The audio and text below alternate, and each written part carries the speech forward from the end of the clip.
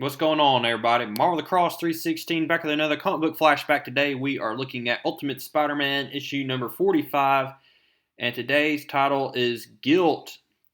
And so, what could be going on with that title today? Who is feeling guilty today? Well, it might be Peter Parker because he's going to have to fess up to his aunt about what has been going on. He's been missing. We know that last issue, Peter Parker was hanging out with the X-Men as we had that whole storyline with Geldof, and now he's going to confront his Aunt May, or his aunt's going to confront him, rather. But we see, as in the opening scenes here, that actually Aunt May is seeing a therapist for the first time. And so a majority of this issue, folks, this is unique. It's going to be focused on Aunt May. Spider-Man does not appear in this issue really at all. So it's going to be just, this entire comic is just Aunt May in this therapist situation where the therapist is asking her some questions. And she says, "So, May, how have you been sleeping? How is Peter doing, your nephew?" Aunt May says, "Well, to be honest, we had a bit of an incident, and this is where we left off last issue, where Peter Parker was sneaking into the basement. He's wearing that t-shirt with the X-Men logo on it, and we see that Aunt May said, 'We need to talk.'" And so we see here that Aunt May is going to instantly get in Peter Parker's face saying, "Where were you?" Peter says, "I was, don't give me your fibs. Tell me where you were." And she's like, "Give me that bag." And he's like, "Wait, well, no, you can't." And we're wondering what is inside of Peter Parker's book bag that he wants to hide. And she's like, "I want to know what you're up to all day, that you don't go to school. This isn't the first time I had to sit here and worry about where you were. I want you to," and he's like, "Let go." And all of a sudden, something falls out of the bag. Aunt May looks a little shocked here, and it just so happens to be a book by the name of The Merry Adventure of Robin Hood by Howard Pyle. And she said, "I know that book." And Peter says, "It was my mom's. It was in their stuff. I found it. I remember her reading it to me, and I wanted to read it again." And then Aunt May says, "That's what you were doing all day?" And Peter's like, "I was at the food court, and I was reading a book." He said, "What do you think I was doing?" And so Peter Parker basically fibs here, saying that he's at the food court reading a book when actually he was hanging out with the X-Men, but he's not going to tell Aunt May that. He said, "All I skipped was geometry. I read all the chapters for this semester already. I read all of it, and I always get an A. I wanted to read this, and if I was at school, they'd make me just sit there. I don't do it all the time, just sometimes. I was into the book." Aunt May now falls into the chair, feeling just absolutely like a mess. She's like, "I can't believe I was going to accuse you of, sneaking out of the house and doing something inappropriate when all you were really doing was reading a book." And so Aunt May is going to reveal to this therapist in this therapy session about a little bit of her life and the demons she struggles with. And a lot of it is anxiety and worry and dealing with the pains of the past. Aunt May has gone through a lot in her life.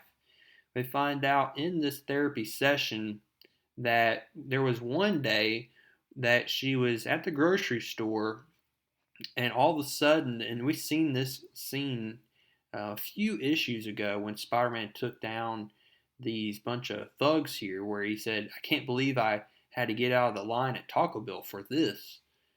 And so we see that Aunt May was actually present there. And Aunt May has an obsession for Spider-Man. She says he keeps popping up everywhere.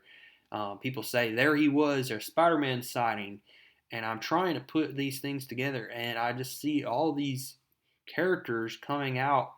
And it's not the characters that I'm afraid of, it's the violence. And I'm afraid Peter Parker is going to get hurt, that Spider-Man might do something to him. He said, "Why do you think it's Spider-Man that preoccupies you? Because of the incident at the shopping center?" Aunt May says, No, it's not just that. It's that he keeps popping up. First, the Spider-Man is involved in some kind of attack on Peter's school, something they never really told us everything, some kind of attack, but there he is. No one got hurt. Maybe he saved the kids. Fine. Then, as you know, a friend of mine is killed by someone dressed as this character. I don't know. It was Spider-Man. It wasn't Spider-Man. I don't know. The news says it wasn't him, just some guy in the costume. Fine. But the man who killed my Ben, that night, the police told me that someone got to him first, got to his killer before they could. They didn't see who. They didn't say who. Was this Spider-Man too? I don't know. What we're going to find out here as she continues to reveal stuff is that she also had a huge crush on Captain Stacy, who had died as well. We're going to find this out. She also reveals that 10 years ago her sister died. She didn't go to a therapist for that. Last year Uncle Ben died. She didn't go to a therapist for that. But why is she going now? It's because of Police Captain George Stacy. She said, Captain Stacy, a man I've talked to half a dozen times in my entire life, he dies, and now I decide to go to a therapist. There's just something wrong with me. I'm just sick about the whole thing. And how do you think this feeling manifests itself? Gwen? You say, yeah, Gwen. So yes, well, what we're going to find out here is Aunt May has been using Gwen, not in an appropriate way, but appropriately by taking her in like a mother would. But she said she's the one that really needs the care. She's the one, not Gwen. She's doing it for herself. She said that hour and a half where I stop moving for a second, I'll be left alone with my thoughts. That's why I have Gwen with me, so I can take care of her. Because if I'm left alone with my thoughts, then I'll have to hear the ghost. The ghost? Oh yeah, I have ghosts. They don't talk. They don't do anything. I can't see them. I'm not that crazy. But when it's quiet, I know they're there.